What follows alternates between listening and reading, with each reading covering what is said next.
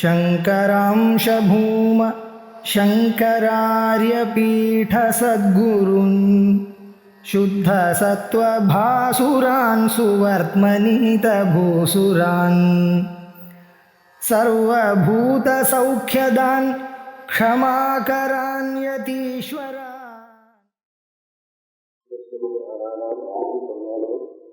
नमामि भगवत्पादं शङ्करं जगदीशं ईशावास्यम् इदं सर्वम् इति ईशावास्योपनिषत् ಅದರ ಬಗ್ಗೆ கொஞ்சம் பேசணும் அப்படின்னு இதுல நம்ம ஈசாவாஸ்யோபனிஷத்தை குறித்து பார்க்கணும்ன்றது நம்மளுடைய பாதி விசேஷம். ஒவ்வொரு உபநிஷத்துக்கும் ஒரு ஒரு விசேஷம் உண்டு. முக்கியோபனிஷத்துல 108 உபனிஷத் பரிகரணம் பண்ணும்போது ஈசகேன கடப்பிரஷ்னகான முதல்ல ஈசோபனிஷத்துல ஆரம்பிச்சு இத ஈசோபனிஷத்துன்னு சொல்றது உண்டு, ஈசாவாஸ்யோபனிஷத்துன்னு சொல்றது உண்டு. முதல்ல உபனிஷத்துனா என்னன்னு பார்க்கணும். இங்க இருக்கிற அநேக பேருக்கு பாஷ்யபாடம் எதுவும் கேட்டுன்றதுனால தெரிஞ்சாலும் சம்பிரதாயக்காரையில உபன்யாசம் சொல்லும்போது இது தீர்ஷக விஷயமா சொல்லணும்னு உபனிஷத்துன்ற பதம்னா என்ன, வேதாந்தம்னு நம்ம என்ன சொல்றோமோ அதுதான் உபனிஷத்துன்னு சொல்றோம். வேதாந்தம்னா வேதத்திய அந்த வேதத்தில கடைசி வாதம். வேதம் ஒரு பெரிய கிரந்தம்.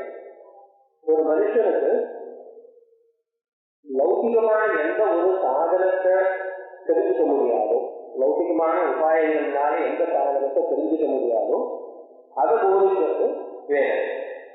இப்ப நமக்கு பசி எடுக்கிறது சாப்பிடுறோம் அப்படின்னா பசிக்கு உணவு உட்கொள்வது சரியான வழிங்கிறது வேதம் சொல்ல வேண்டாம். அது லோகத்திலேயே பிராணி வர்க்கத்துக்கு எல்லாருக்கும் தெரிஞ்சது. அது இல்லாமல் மரணானந்தரம் நல்ல லோகத்துக்கு போகணும், வேற இந்த ஜென்மால நல்லதான திதி வரணும், இவர்களுக்கெல்லாம் நமக்கு உபாயம் தெரியல. அப்போ அதுக்கு வேதத்தினுடைய துணையை நம்ம எடுக்கணும். இப்படி கர்மா உபாசனா இது எல்லாம் வந்ததான வேதமானது. இதெல்லாம் சர்வம் கர்மா இடம் பார்த்து ஞானே அதிகமாக்கியதே அப்படின்னு ஞானத்தில் கொண்டு போய் முடியறதுனால அந்த கடைசி பாகமானது எப்பவுமே எல்லா வேத பாகமும் கடைசியில ஞானத்தில் கொண்டு போய் முடிக்கிறது. அந்த பாகத்துக்கு வேதாந்தம்னு சொல்லுவோம். அதுக்கு உபனிஷத்துன்னு பேர். உபனிஷத்துல கதுன்னு தாது, கதுன்னு தாது காத்தாலே சத்தகன்றதுனால சத்துன்னு வந்தது. அதுக்கு முன்னாடி ஒரு உபசப்தம், நீன்னு ஒரு உபசப்தம். உபன சமீபே அருகுன்னு அர்த்தம். நீ அப்படின்னா நிச்சயம்னு அர்த்தம். அருகிலிருந்து நிச்சயமாக அந்த தாத்வத்தை நமக்கு கொடுக்கக்கூடியது. இப்ப அந்த தாத்துக்கு என்ன அர்த்தம்னு பார்க்கணும். தாத்துக்கு 3 அர்த்தம். இந்த பதுவாத்துக்கு 3 அர்த்தம் சொல்லியிருக்காங்க. விசரணம், கதி, அவசாதனம் அப்படின்னு 3. விசரணம்னா தளர்ந்து போறது, கதினா போறது, ஒரு இடத்துல இன்னொரு இடத்துக்கு செல்லுதல், அவசாதனம்னா முடிவு. இது பொதுவாக இந்த பிரகிருத சந்தர்ப்பத்துல விசரணம்னா என்ன கலந்து போகுது, யார் எங்கிருந்து போறார், என்ன முடிவு, இது நமக்கு தெரிஞ்சுக்கணும். பிரகிருத சந்தர்ப்பத்தை பார்க்கும்போது எல்லா வேலைகளையும் எல்லா காட்சியும் அதுக்கு முன்னாடி கர்மாவிலிருந்து ஆரம்பித்து ஆரம்பிதம்னு வர இடங்களில் உபாசனைகள் எல்லாம் சொல்லி கடைசியில் இது பண்ணும்போது பாக்கியாளர்கள் அங்கெங்க உபனிஷத்துல எழுதுவார். வேதாந்தி சம்சாரத்துக்கு பிரிவுன்னு எழுதுவார். இது வரைக்கும் தான் சம்சாரத்தினுடைய அளவு. அப்ப என்ன ஆகுது, விசரம்னா அந்த சம்சாரத்தினுடைய தளர்ச்சி, சம்சார இன்னல்கள்ல நமக்கு ஏற்படக்கூடியதான கஷ்டத்திலிருந்து கொஞ்சம் கலந்து போறதுக்கு வழியை சொல்றது உபனிஷம். அது இங்கே முதல் மந்திரத்திலே பார்க்கிறோம். கதி, மரணானந்தரம், இந்த போக்குவரத்து இவைகள்லாம் இருக்கு. புனரபிகரணம், புனரபிமானம், இவைகள் எல்லாமே ஒரு நல்ல கதியை அடையறதுக்கு சாதனத்தை சொல்லணும். அவசானம் வேண்டவே வேண்டாம், போகவும் வேண்டாம், வரவும் வேண்டாம், இந்த சம்சாரத்தை மொத்தமா முடிச்சுக்கிறது. இது 3த்துக்கும் வழியை சொல்லக்கூடியதான எது ஒன்று ஞானம் இருக்கும். அந்த ஞானத்துக்கு உபநிஷத்துன்னு பேரு. அந்த ஞானத்தை கொடுக்கறதுனால இந்த கிரந்தத்துக்கும் உபநிஷத்துன்னு பேரு. இந்த உபனிஷத் பதார்த்தங்கிறது 3 பாஷ்யத்துல அக்கறை, 3 உபனிஷத்துடைய பாஷ்யத்துல ஆச்சரியம் கட்டணம் பண்ணியிருக்கார். பண்ணல, ஈசா வாக்கியத்துக்கு பண்ணல, இருந்தாலும் நம்ம அதை புரிஞ்சுக்க வேண்டியது இருக்கு. ஆகையினாலே ஈசாவாக்கியோபனிஷத் அப்படின்னா ஈசாவாக்கியம் என்ற பதத்தினால் ஆரம்பிக்கக்கூடியதான உபநிஷத்துன்னு ஆச்சு. இதுக்கு பகவத்பாதர் வாக்கியம் பண்ணியிருக்கார். இப்ப இந்த ஈசாவாக்கியத்துல என்ன இருக்கு? ஈசோபனிஷத்துல முக்திகோபனிஷத்துல உபநிஷத்துல முக்திகோபனிஷத்துல ஒண்ணு இருக்கு. அதுலதான் ராமர் அனுமானுக்கு உபதேசம் பண்ற மாதிரி அந்த கதாபிரசங்கம் எத்தனை உபநிஷத்துகள் இருக்கிற போது ஈசைக்கு என்ன கதாபிரசன்னு அவர் ஆரம்பிக்கிறார். அதுல ஈசோபனிஷத்துல இருக்கும்போது நம்ம ஈசாவாக்கியம் ஏன் சொல்றோம் அப்படின்னா, இது பாத்தீங்கன்னா பிரஜானம் பிரம்ம, அகம் பிரம்மாஸ்மி, அயமாத்மா பிரம்மா தத்துவமசி, இப்படிப்பட்டதான 5 வாக்கியம் மகா வாக்கியங்கள்னு சொல்ற போது அந்த வாக்கியத்திலேயே ஜீவ பிரம்ம ஐக்கியத்தை கொடுக்கக்கூடியதான விஷயம் இருக்கு. அதுதான் மகதத்த போத வாக்கியம் மகா வாக்கியம் பேர். அது இருக்கும். அதுபோல ஈசா வாக்கியம் அப்பேற்பட்டதான வாக்கியம் ஈசா வாக்கியம். ஈசா வாக்கியம்னா ஈஸ்வர பாவனையா ஆச்சாதனீயம். ஈஸ்வர பாவனையினால இதை மறைக்க வேண்டும். முடிஞ்சுக்கோன்னா எவ்வளவு சொல்றேன், நம்ம என்ன தெரிஞ்சுக்கணுமோ இதெல்லாம் இதுவே ஒன்று. பாஷைக்காரர் எழுதுறாரு இந்த உபநிஷத் மந்திரத்தை கடைசியில இது ஏதோ வேதாந்தகன்னு இருக்காரு. ஈசாவாக்கிய பாஷைகளை சொல்லும்போது வேதாந்தார்த்தகன்னு சொல்லல, இது வேதாந்தம். கீதா வாக்கியத்திலே 2வது அத்தியாயத்துல இது வேதாந்தகன்னு சொல்ற. இதுவும் வேதாந்தம். சமஸ்த வேதமா அத்தியனம் பண்ணி சாங்கோபாரமா வேதத்தை அத்தியனம் பண்ணி கர்மாக்கள்லாம் பண்ணி உபாசனைகள்லாம் பண்ணி ஞானம் வர்றதுக்காக சித்தசுத்தியை சம்பாதித்து அந்த ஞானத்துக்காக சிரவணமான வித்தியாசனம் பண்ணி நாம் எந்த பலனை அடைவோமோ அது இதுதான் அப்படின்ட்டு சந்தேக ஏற்பதமான அது போல இது வேதார்த்த. இந்த முதல்ல உபனிஷத்து என்ன பண்றதுன்னு பார்ப்போம். அதுக்கப்புறம் பாஷ்யத்தினுடைய சுவாரஸ்யத்தை பார்க்கணும். 1.5 மணி நேரத்துல நம்மளால எந்த அளவு முடியுமோ அந்த அளவு. ஈசாவாக்கியம் இதன் சர்வம் எத்தின் ஜகத்யாம் ஜகத்தேன சத்தேன புஞ்சீகா மாநில சத்வசுக்கணம் அப்படின்னு முதல்ல இருக்கும். ஈசாவாக்கியம் இதம் சர்வம். ஈசாவாக்கியம்னா ஈக்குன்னு பேர். அது ஈச அப்படின்ற தாத்துலேருந்து வருது. அதுக்கிட்ட கிருத்துன்னு ஒரு பிரத்யம் போது அது கிருத் பிரத்யம், கர்த்தான சொல்லக்கூடிய பிரத்யம் அது. அதனால அதுக்குடைய கிருதியா அதனால் அப்படின்னு 3ஆம் வேற்றுமை பார்த்தீங்கன்னா ஈசா அப்படின்னு வரும். ஈசா ஈஸ்வர பாவனையா, இதெல்லாம் ஈஸ்வரன் எனக்கூடியதான எண்ணத்தினால். வாக்கியம், வாக்கியம்னா வச அச்சாதனை அரைக்கிறது. ஈசா வாக்கியம் இதம் சர்வம். எதெல்லாம் இதுல நமக்கு தோணுதோ அது எல்லாத்தையும் ஈசா வாக்கியம் இதம் சர்வம். இப்ப எனக்கு முன்னாடி இருந்தது மட்டும்தானா, இதை மட்டும் நம்ம எதிர்க்க 10 பேர் எல்லாம் ஈஸ்வரன் பார்க்கணும் அப்படி இல்லை. இந்த பிரபஞ்சத்துல என்னென்னலாம் இருக்கோ அதெல்லாம் இந்த ஜகத்துன்ற பதத்துக்கு நாம ரூபம் பெயர் கொண்டது, ஒரு உருவம் கொண்டது. எதெல்லாம் இருக்கும் மாயினால உண்டு பண்ணப்பட்டதான பொருட்கள் எது உண்டோ அது எல்லாம் ஈஸ்வரன் என்று பார்க்க வேண்டும். ஈசாவாக்கியம் இதம் சர்வம் எத்தின் ஜகத்யாம் ஜகத் ஏன கெட்டேன. இதனால என்ன ஆகுது? இது எல்லாத்தையும் நமக்கு நம்ம பிரபஞ்சத்துல அனுபவிக்க வேண்டியதான பொருள், நம்ம சம்பாதித்ததான பொருள், சம்பாதிக்க வேண்டியதான பொருள், நமக்கு சம்பந்தம் இல்லாத இது எல்லாமே ஈஸ்வரன் பார்த்ததுனால இதனால நமக்கு என்ன லாபம்? எதுக்காக வேதம் எனக்கு என்ன சொல்றது? நான் இதுதான் வேதார்த்தம்னு வேற சொன்னேன். இதெல்லாத்தையும் பிரம்மமா பாரு, ஈஸ்வரனா பாருன்னு சொல்றதுனால நமக்கு என்ன லாபம் அப்படின்னா, இதெல்லாம் தியாகம் பண்ணணும். இந்த பிரபஞ்சத்துல என்னென்ன இருக்கோ இது எல்லாத்தையும் நம்ம தியாகம் பண்ணிடுவோம். என்ன பாரு, ஒரு பக்கம் இது எல்லாத்தையும் ஈஸ்வரனா பாருன்னு சொல்லுது, இன்னொரு பக்கம் எல்லாத்தையும் தியாகம் பண்ணணும்னு சொல்லுது. இதை நான் ஈஸ்வரனா பார்க்கணும்னா தியாகம் பண்ணணுமா அப்படின்னா, இதெல்லாம் ஈஸ்வரன். ஈஸ்வரன்னா ஆத்மான்னு அர்த்தம். இது எல்லாமே ஆத்மான்னு வந்ததுக்கு அப்புறம் நான் அதை கொள்றதுக்கோ தடுறதுக்கோ ஒன்றுமே இல்லை.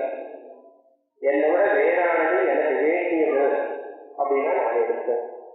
என்னை விட வேறானது எனக்கு வேண்டாம்னா நான் பிடிச்சி தள்ளி விட்டுருவேன். இவ்வளவுதான் பிரபஞ்சத்துல இருக்கு. எனக்கு அதை பற்றி ஒரு கவலையை இல்லைன்னா விராட்சியமா இருந்துடலாம். என்னோட வேறானதா இருக்குதுன்னா இதெல்லாம் ஆத்மாங்கிற பட்சத்துல இது என்னோட வேறானதே இல்லை. அப்ப நான் எடுத்துக்கணும்னு முயற்சியும் பண்ண வேண்டாம், அது எனக்கு வேண்டாம்னு தள்ளவும் வேண்டாம், நாளைக்கு எனக்கு இன்னொன்று வேணும்னு நான் சிந்தனையும் பண்ண வேண்டாம், நாளைக்கு எனக்கு ஏதாவது ஒன்று ஆகும்போது தான் இன்னைக்கு நான் எதுவும் பந்தோபஸ்து பண்ணி வச்சுக்க வேண்டாம், எதுவுமே வேண்டாம்.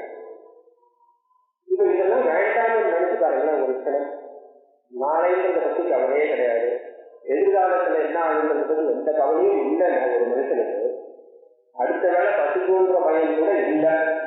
அப்ப அந்த மனுஷன் என்ன பண்ணுவான்? ஒன்றும் பண்ணலாம், எதுவும் பண்ண வேண்டிய அவசியம் இல்லை. நமக்கு பசிக்காக கடுமைகள் இருக்கிறதுனால சம்சாரத்துல எதைவிடாத முயற்சி பண்ணிருக்கோம். உடம்புல எதுவுமே முடியல, படுத்த படுக்கையா இருக்காங்க, எப்ப நம்ம எழுந்து அடுத்த காரியம் பண்ணுவோம்னு தான் தோணும். ஆக ஏதாவது ஒரு வேணும்னு மனசுல என்ன இருக்கிற வரைக்கும் நம்மளுக்கு கர்மா பண்ணிட்டே இருக்கணும். இது எல்லாமே ஆத்மா ஏற்கனவே அடைஞ்சாச்சு, இதுவே நம்ம பண்றது ஒன்றும் இல்லை அப்படின்னா அதுதான் சன்னியாசம். அதெல்லாம் இந்த மந்திரம் சொல்றது வந்து பாஷைக்காரர் சொல்றார். ஏன எத்தேன தியாகேன புஞ்சீகா பாலிட்டா இதெல்லாத்தையும் தியாகம் பண்ணி உடனே உன்னுடைய ஆத்மாவை காப்பாற்றிக்கும். பிரபஞ்சத்தை பற்றி உனக்கு என்ன கவலை? இது எல்லாமே ஆத்மா தானே.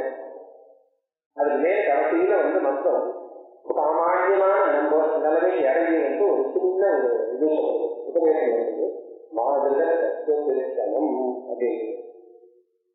இந்த பணத்து விஷயத்துல இருக்கக்கூடியதான ஆசையும் பணம்னா நம்ம இந்த நோக்கத்துல பார்க்குற பணம் மட்டும் இல்லை. வாசிக்கார அதுவும் சொல்றாரு, தெய்வம் இருக்கும். இப்போ புண்ணியமும் நம்மளுக்கு பணம் தான். நம்ம நல்ல காரியம் பண்றோம், நிறைய தர்மம் பண்றோம், புண்ணியம் பண்றோம்னா அதுவும் நமக்கு பணம் தான். பாவமும் பணம் தான். எப்படின்னா நம்ம புண்ணியம் பண்றதுனால நாளைக்கு சுகத்தை வாங்கிக்கலாம். இன்னைக்கு பணம் இருக்கிறது, பணத்தை வச்சு நம்ம என்ன பண்றோம்? சுக சாதனங்களை வாங்குறோம். நமக்கு எதை சுகம் கொடுக்கணுமோ அதை வாங்குறோம். புண்ணியம் இருந்தா சுகத்தை நேரடியா வாங்கிக்கலாம், பாதம் இருந்தா துக்கத்தை வாங்கிக்கலாம். இதைக்கு இந்த சுக துக்க இந்த புண்ணிய காரணத்துக்கு பணத்துக்கு என்ன இன்னும் ஒரு சாமியம் அப்படின்னா, நமக்கு பணத்தை வந்து நம்ம புதுசு அந்த பொருள் வாங்கிட்டோம்னா பணம் நம்ம கையில் போயாச்சு செலவு பண்ணிக்கும். அதே போல இப்போ ஒரு கடன் சுகம் உண்டாச்சுன்னா அதுக்கான புண்ணியம் செலவு பண்ணணும். சம்பாதிக்கணும், செலவு பண்ணணும், சம்பாதிக்கணும், செலவு பண்ணணும். இதுதான் பணத்துக்கும் நம்ம வச்சுக்கக்கூடியதான நமக்கும் பணத்துக்கான உறவு. புண்ணிய பாவமும் அப்படிதான்.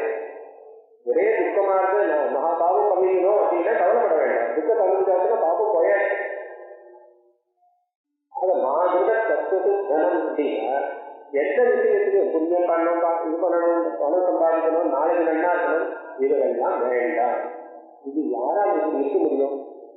சன்னியாசிகளால் தான் இருக்க முடியும். அதனால இதுக்கு ஞான நிஷ்டா சன்னியாசம் சொல்லுவாங்க.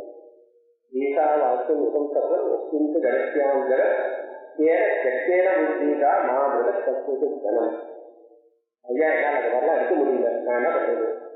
குர்வன் தேவே கர்மாணி விசேஷமா ஏகம் நான்கே கர்மலிச்சதே நரே. குர்வன் தேவ கர்மாணி கர்மா பண்ணிண்டே குர்வன் அப்படின்னு சதுர்மத்தே, அது நிகழ்காலத்துக்கு தொடர்ந்து பண்ணிட்டே இருக்கணும். கர்மாவை பண்ணிட்டே வாழ்க்கையை நடத்தணும். என்ன கர்மாவா? ஏதோ கர்மா, ஏதோக்கமான அத்தியோகராதி கர்மாக்களை பண்ணிட்டே குர்வந்தேவே கர்மாணி ஜீவிஷே ஜீவித்து வாழறதுக்கு ஆசைப்படணும். வாழறதுக்கு ஆசைப்படணும்னு வேத கட்டளை இல்லை. அது வாழணும்னு ஆசை இருந்தா இப்படிதான் வாழணும். என்ன பண்ணிட்டு வாழணும்? ஒன்றும் முதல் மந்திரத்துல சொல்லுதா ஞான நிஷ்டா. ஐயா நம்மளால அதெல்லாம் முடியாது அப்படியா? அப்ப நித்திரைக்கு முயற்சிக்க கர்மாக்களை ஈஸ்வரார்ப்பணமா பண்ணிட்டு பாவங்கள் நோக்காம வாழ்க்கையை நடத்தலாம். குருவந்தேவே கர்மாணி விஜீவித்தே சகவந்தமா ஏவம் சொல்லி நான்கிலே நோக்கி இந்த கர்ம நிச்சயதே நரே. இப்படி பண்ணலைன்னா கர்மா நம்மளை வந்து ஒட்டிடும். கர்மா ஒட்டினா சுகம் துக்கம் வந்து சேரும். அந்த சுகதுக்கம் வந்ததுன்னா அதை போட்டி எடுத்து திரும்ப கர்மா பண்ணுவோம். திரும்ப கர்மா பண்ணா திரும்ப சுகதுக்கம், அடுத்த ஜென்மம், அடுத்த ஜென்மால 3 ஜென்மாவுக்கு கர்மா பண்ணுவோம். இந்த சூழலுக்கு தப்பிக்கவே முடியாது. இது மாட்டேன். இப்ப முதல் 2 சொல்லியாச்சு. ஒண்ணு சன்னியாசம் ஆகிட்டு ஞானம் இருந்தா வெறும் ஆத்மா மட்டும் பொருள்னு சொல்லுவோம். அது வரல இன்னைக்கு எங்க ஒரு நாள் வந்துடும். எப்போ நம்ம உபநிஷத்துக்கு முயற்சி இருக்கிறோமோ கண்டிப்பா அது வரும். படிப்படியா வரும். பகுநான் ஜன்மனான் சொன்னார் வந்து அது வரைக்கும் என்ன பண்ணணும்? கர்ம நிஷ்டா. இந்த முதல்ல இப்ப சொன்னதுக்கு திரும்பி போற உபநிஷத்து முதல்ல அங்க போகணும். என்ன சொல்றதுன்னா, ஞானம் இருக்கான் இந்த ஆத்மா ஆத்மான்னு சொன்னது, அந்த ஆத்மா எப்பேற்பட்டது. ஆத்மா தெரிஞ்சுட்டாலே நம்ம வந்து அதுக்காக எல்லாத்தையும் தியாகம் பண்ணி இருக்கலாம். ஆத்மா என்னதே தெரியாம எல்லாத்தையும் எப்படி தியாகம் பண்ண முடியும்? அதுக்காக சொல்றது அநேக தேவம் மனசோதரியோ நயனம் தேவா ஆத்துவன் பூர்வமர்ஷன் தத்தாவதோ அஞ்ஞானத்தேவி திருக்கத்தஸ்மின் நோமாட்டரிஸ்வா ததாது ததையது தன்னையது தூரே தத்தந்திகே ததந்தரத்து சர்வஸ்ய தது சர்வஸ்ய ஆட்சி பாஷ்யகர்னு 2 மந்திரம். அநேக தேவம் அநேகது அது அசையாது. அந்த ஆத்மதத்துவம் அசையாது. ஆத்மா அசையாதுன்னு தெரிஞ்சுக்கிறதுல எனக்கு என்ன லாபம்? ஏதோ சொல்லலாம். மற்ற உபநிஷம் சத்தியஞானம் அனந்தம் பிரம்மான்னு சொல்றது, விஞ்ஞானம் ஆனந்தம் பிரம்மான்னு சொல்றது, அதெல்லாம் வந்து ஆத்மா அசையாதுன்னு தெரிஞ்சுக்கிறதுல எனக்கு என்ன லாபம்? ஏன் உபநிஷ புத்தி ஏதோ விசித்திரமா ஆரம்பிக்கிறது? இவருக்கு சொல்றதை கேட்கணும், அப்படியே கேட்டுக்கணும், விசாரணை கேட்டுக்கணும். அதுக்குதான் சூத்திர பாஷையே வந்துருக்கு. அநேக தேசம் முதல்ல ஏன் அநேக சொல்லியிருக்கு? அப்படியே இருக்கு அப்படின்னா என்ன அர்த்தம்? இப்ப நம்ம ஒரு இடத்துல உட்காந்துருக்கோம், நம்ம அசையணும் அப்படின்னா, நீங்க வந்து ஒரு வண்டியில போறேன், ரொம்ப நெருக்கமா இருக்கு, எனக்கு அந்த அசைய கூட இடம் இல்லை அப்படின்னு அப்படின்னா உங்களை சுத்தி ரொம்ப நெருக்கமா இருக்குன்னா அசையணும் அப்படின்னா நம்ம சுத்தி இடங்கள் இருக்கும், அதனால நம்மளால அசைய முடியாது. சாதாரண அணுகுன்னு ஆத்மா அசையாதுன்னா என்ன இருக்கும்? ஆத்மா இருக்கிற இடத்துல இருந்து இல்லாத இடத்துக்கு போனா அசைகிறதுன்னு போகும். ஆத்மா அசையாதுன்னா ஆத்மா இல்லாத இடமே இல்லை. ஆத்மா சர்வ வியாபகம். முதல்ல ஈஷா வாக்கியம்னு சொன்னாங்க. ஈஸ்வரபாகவே எல்லாத்தையும் மூடணுங்க. அதான் இருக்கிறது. ஆத்மா வியாபகம்னு சொல்றதா அநேகம். இந்த பாஷ்யம் இப்ப நம்ம நான் வேகமா மந்திரார்த்தம் சொல்லியிருக்கேன். அப்புறம் பாஷ்யத்துல சுவாரஸ்யமான விஷயங்கள் சொல்லணும்னு நான் சொல்லியிருக்கேன். அது சொல்லும்போது இந்த விஷயத்துல எது கொடுத்த சுவாரஸ்யம் இருக்கு அதை சொல்றேன். ஏன்னா நம்ம வந்தது ரொம்ப நாள் கழிச்சு இந்த இடத்துக்கு வந்துருக்காங்க. 2 வருஷம் ரோகத்தில் இருக்கிறதுனால அவ்வளவா ஆசிரியே உட்காந்து எதையோ நீங்க பார்த்துட்டு சொல்றதா எதையோ பார்த்துட்டு இருந்தோ கேட்கறா எதையோ பார்த்துட்டு இல்லாம திரும்ப ஆச்சாரியால் சந்தைகளை வந்து பார்க்கும்போது சரி வந்தது பிரகடாயத்துக்குன்னா ஒன்றும் பண்ண முடியாது. ஏதோ ஒரு பாடத்தை சொல்லிட்டு இருந்தாங்க, சின்ன ஒரு இருக்குது. அதனால வந்ததுக்கு ஒரு பிரயோஜனம் 18 மந்திரத்துக்கும் அர்த்தம் மேலோடமாக தெரிஞ்சுக்கணும். அதனால முதல்ல சொல்லிடுறேன். அநேகமே ஏகம்னு சொல்ற மனசோ ஜல்லியா, மனசோட வேகமா போகும். எனக்காக ஆத்மா எதையும் போகாதுன்னு சொல்லிட்டு மனசோட வேகமா போகும்னு சொல்றீங்க அப்படின்னா மனசு வேகமா போகும். வாயு வேகம் மனோவேகம்னு தமிழ் எழுதுறாங்க. அந்த மனசு வேகமா போச்சுன்னா அது எங்க போகணும்? அதுக்கு முன்னாடி ஆத்மா வேணும். அநேகங்கள் ஞாபகம்னு சொல்றதுதான் தெரிஞ்சுக்கிறது. எல்லா இடத்துலையும் அநேக தெய்வம் மனசோட ஜல்லிய நைன தேவா ஆத்மன் பூர்வபக்ஷம். தேவர்கள்னா இங்க வந்து இந்திரியங்கள்னு அர்த்தம் பண்ற. ஏன்னா நம்ம மற்ற தேவர்கள் இந்திராதி தேவர்கள் இங்க பேசே கிடையாது. யோசனாத்மகத்தால் வெளிச்சத்தை கொடுக்கறதுனால உருவம் எனக்கு வெளிச்சத்தை நம்ம கண்டுபிடிக்கிறது, சப்தன்ற வெளிச்சத்தை நமக்கு காது கொண்டு வந்து கொடுக்கறது புலப்படுகிறது.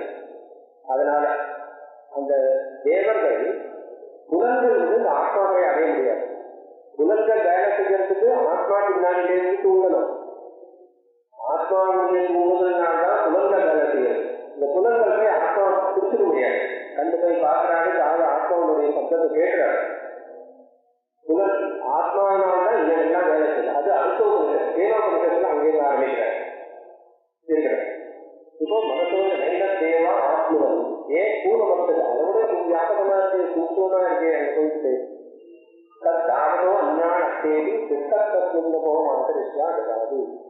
எதுலாம் வேகமா போகணும் அதை விட இது ஞாபகமா இருக்கிறதுனால அஞ்ஞான தேடி அதிக கருத்துக்கு வேகமாக செல்கிறது.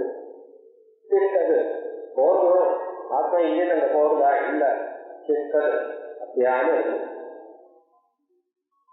அப்படின்னா இந்த உபாதியோட செய்யும் போது போல தன் நிலையில இருக்கும்போது போகாம அப்படியே கூட்டத்தை நிச்சயமாக இருக்கு. அது உபாதி சம்பந்தம் இருந்தா ஆத்மா ஒரு விதமா சம்பந்தம். உபாதி சம்பந்தம் இல்லைன்னா ஆத்மா ஸ்வஸ்தமான அப்படின்னு சொல்றதுக்காக பரஸ்பர விருத்த தர்மங்கள் இந்த சொல்லிட்டு இருக்கு. பயக்கரை பயனாவத்துல அனுகிரக கிருஷ்ணோ கணபதி குணாமகான் வினோதோ அது போல ஒருத்தர் அணுவாகவும் இருக்கார், மிருகத்தாகவும் இருக்கார் அப்படின்னா சின்ன வயசுல அணுவா இருந்தார், அப்புறம் மிருகத்தாயிட்டார் அப்படின்னு சொல்லலாம். இல்ல இந்த காரணத்துக்காக அணுவா இருக்கார், அந்த காரணத்துக்காக மிருகத்தா இருக்கார். பயத்துல பயனாவத்துல தன்னுடைய பக்தர்கள் நிறுத்த பண்றவங்களுக்கு பயத்தை உண்டு பண்ணுகிறார், பக்தர்களுடைய பயத்தை போக்குகிறார் அப்படின்னு நம்ம ஒரு காரணத்தை வேற ஒரு காரணத்தை கொண்டு அந்த நாமாக்களுக்கு அர்த்தம் சொல்றது. அதுபோல ஒரு உபாதியோடு செய்யும் போது ஆத்மா எங்கிருந்து அந்த போவதாகவும் உபாதி சம்பந்தம் இல்லாமல் சுத்தத்துவம் மகோ மாதரிஷா ததாதி ஜலம் காற்று ஆகாசம் இவைகளுக்கு இடத்தை கொடுத்து தாங்கும்படி செய்கிறார் அப்படின்னு கதையகதி தன்னைகதி உபாதியோடு செய்யும் போது அசையது, உபாதியோடு செய்யாத போது அசை இல்லை. தூரே நம்ம ஆத்மதத்தை தெரிஞ்சுக்காக வாழ்க்கை அது ரொம்ப தூரத்துல இருக்கா போது ஆத்மாத்மான்னு இப்ப 10 வருஷம் வேண்டியிருக்கோம். ஆத்மானே என்ன இன்னும் புரியுது தூரே ஒன்றுகே எதுக்கோ ஒரு நாள் நம்ம மனசுல தோணுச்சுன்னா நம்ம விதேசத்துல தானே இருக்குது. நான் தானே ஆத்மா தத்வந்துகே தந்தரத்து தத்வத்து தது தத்வத்தியாச்சு வாக்குதா எல்லாத்துக்கும் உள்ளும் குடும்பம் வெளி எல்லா இடத்துலையும் இருக்கக்கூடியது இந்த ஆத்மதத்துவம் அப்படின்னு. இதுக்கு மேல இன்னும் 2 மந்திரம். எஸ்து சர்வாணி பூதானி ஆத்மன்யேவானு பசுது சர்வபூதேஷு ஆத்மானம் சதோன விமுக்ததே. எஸ்து சர்வாணி பூதானி ஆத்மன்யேவானு பசுது எல்லா பூதங்களும் என்னிடத்தில் அப்படின்னு யார் பார்க்கிறார்? யார் ஒருவன் ஞானியானவன். இதெல்லாம் நம்ம எதை பேசிருந்தோம்? முதல்ல 2 நிஷ்டான பிரித்தல், ஞான நிஷ்டா கர்ம நிஷ்டான்னு இருக்கு. அந்த ஞான நிஷ்டா இது எல்லாமே எதன் சொல்வம் விதயமாத்மா ஈசாவாக்கியம்னு இருக்கக்கூடியதான சன்னியாசிகளுக்கு. அந்த சன்னியாசிகள் ஆத்மதத்துவத்தை எவ்விதமான கருத்துக்கொள்வதற்காக இப்ப பார்க்கணும். அந்த ஞானியானவர் எப்பு பகவானி ரூபானி ஆத்மன்யேவ இதெல்லாம் என்னுடைய ஆத்மான வாக்குவாரோ முதல்ல சொல்றது ஈசா வாக்குன்னு தான் அதேதான் திருப்பி சொல்லிட்டு வரும். இதனுடைய விஷயத்தை நேர சொல்றாங்க, மீமாம்சா விஷயத்தை நேர சொல்லுங்க. பகவானி பூதானி ஆத்மன்யேவான பஸ்தி இவைகள் எல்லாம் என்னுடைய ஆத்மா. அதுக்கு மேல இருக்கக்கூடியதான நாமம் ரூபம் இதுக்கு இந்த பேர் அந்த பேர் அந்த உருவம் அதெல்லாம் மாயினால வந்தது, அதை பத்தி பொறுப்பு இல்லை. இதெல்லாம் என்னுடைய நிஜமான பூர்வம் ஆத்மாதான் அப்படின்னு தெரிஞ்சுக்காரு. பகவானி பூதானி ஆத்மன்யேவான பஸ்தி சர்வபூதேஷு அஜ்ஞானம். நீங்க எல்லா பூதங்களையும் நான் தான் இருக்கிறேன், என்ன தவிர வேற ஒன்றும் இல்லை அப்படின்னு யார் இந்த விஷயம் இருக்கானோ அதோட விதிமுத்ததே. அப்படிப்பட்ட அந்த பாவனையினால எதிர்க்கும் அவன் வெறுப்படைவதில்லை. நமக்கு விருப்பு வெறுப்புன்றது எதனால வருது? நம்மளோட வேற ஒரு பொருள் இருந்தா அது அதனுடைய சௌந்தரிய பிரயுக்தமாக நமக்கு விருப்பம் வருது, இல்லைன்னா வெறுப்பு வருது. எல்லாமே நான்கு வரும்போது விருப்பந்த வெறுப்பந்த அத இதே இன்னும் வேற எப்பூர்ணி பூதானி ஆத்மைவானோ விஜானதா தத்ர தோமோக கஷோகா ஏகத்வம் பரதுஷ்யதா யஸ்மின் யஸ்மின்னா யஸ்மின் காலே எந்த காலத்தில் அர்த்தம் பண்றாங்க. சத்தனுக்கு எந்த காலத்தில் என் நிலையில் சர்வாணி பூதானி ஆத்மைவானு எல்லாமே என்னுடைய ஆத்மாவை ஆகிவிட்டது. ஆகிவிட்டதுன்னா அனாத்மா ஆத்மாவை ஆகல, நம்ம ஆத்மானு கடந்து போயிட்டோம், இதெல்லாம் ஆத்மாவான்னு தெரிஞ்சுக்கணும். அப்படி ஆன பிறகு அந்த காலத்தில் அப்புறம் கோபோக கஷோகம் கோபம் இல்லை மோகம் இல்லை. கோபம் இல்லை மோகம் இல்லைன்னு சொல்றதுனால என்ன தெரியுது? சம்சாரம் இல்லைன்னு தெரியுது. ஐயா சம்சாரம்னா என்ன? கோபம் மோகம்னா சம்சாரம், கோபம் இல்லை மோகம்னா சம்சாரம் கிடையாது. உபனிஷத்து அர்த்தம் சொல்லும்போது சொல்லும், அவகாரணம்னு அர்த்தம் சொல்லும்போது அது இருக்கும். இது பார்க்கணும்.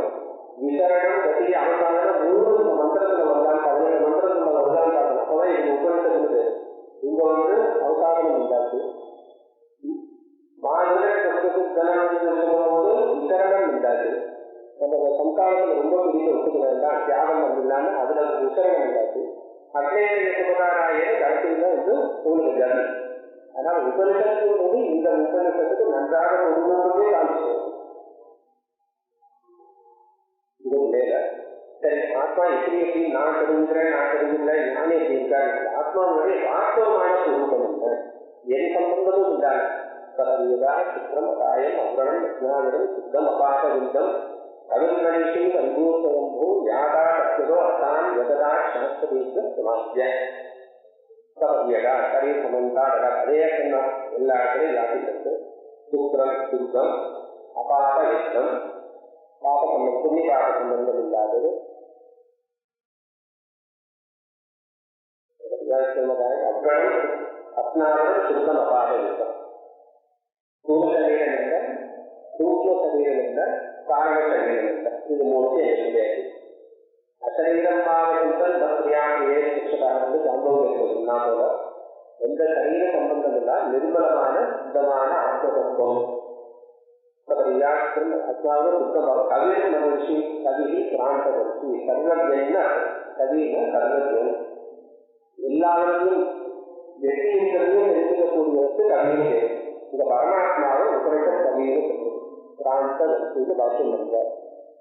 சர்வஜன் மனுஷி மனத்தை இயக்கக்கூடியவர். யாரோட மனசு? எல்லாரோட மனசு.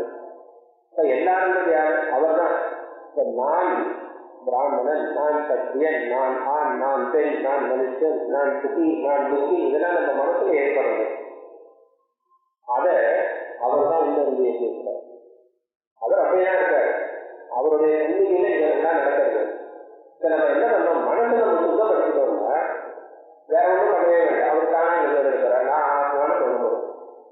நம்ம மனசுல இந்த வாசனைகள்லாம் ஏற்றி இருக்கின்றதுனால இதெல்லாம் அத்தியாச வாழ்க்கை சூழ்நிலை வாழ்க்கையில் ரொம்ப விசாரமா சொல்லுங்கிற இந்த சுருக்கமா சொல்றதுங்க. இந்த மணியேன்ற வார்த்தைக்கு மனசை நீக்கிட்டா மனசை அடக்கக்கூடியவர். நம்ம மனசை அவர் தான் இயக்கி வைக்கிறார். மனசுக்கு வேலைக்கு அவர் பின்னாடி அனுபவம் இருந்தார்.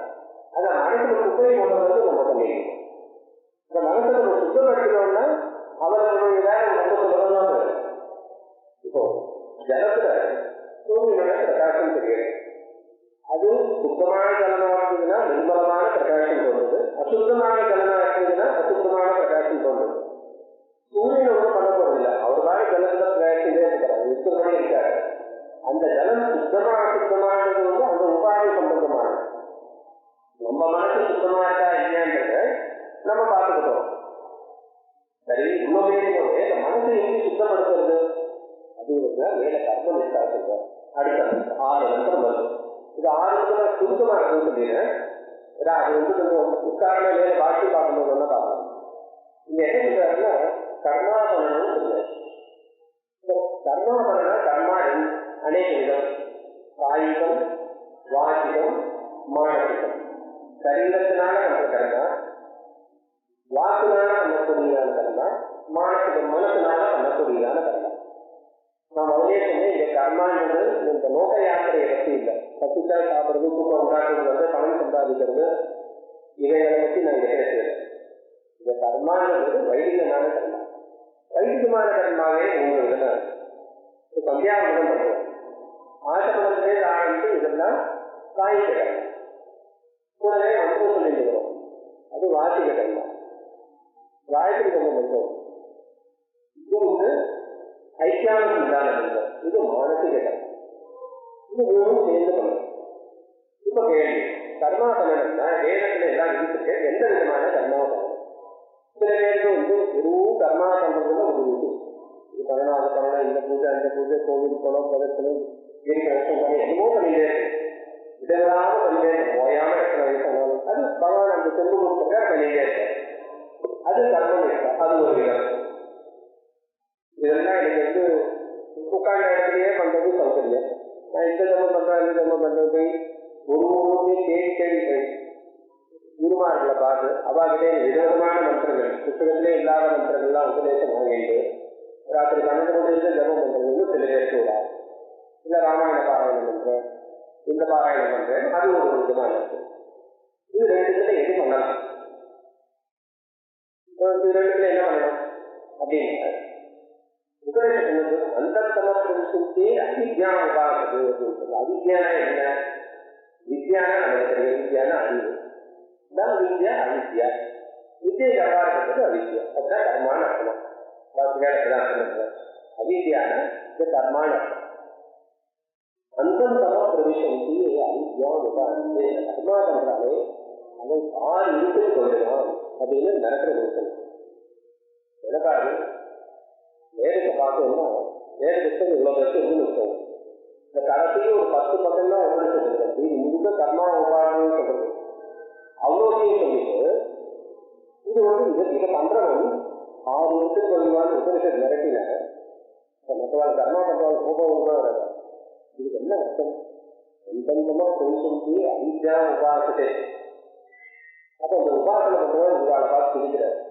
சார் இதெல்லாம் சரியான கர்மங்கள், நீ கர்மா பண்ணிட்டு அதெல்லாம் வேணும் நம்ம நிந்த பண்றது இல்லை. அடுத்த பாகம் பாருங்க. அதுவும் புதியவதேகமும் வித்யாயாம் இல்லா. இந்த கர்மாவை விட்டுட்டு இந்த பஞ்சாயத்து கூட பண்ணாங்க. நம்ம பஜனை பண்றேன்னு உட்காந்துருக்காங்க. பஜனைன்னா இந்த நாமத்தில் கேட்கணும், அதை சொல்லலை, அது தமிழில் வேண்டியிருக்காங்க. நீ என்னமோ பண்றாங்க, புத்தகத்தில் இல்லாத விதமான பூஜைகள்லாம் பண்றது, இது பண்ற அது சந்தியாவனம் கர்மா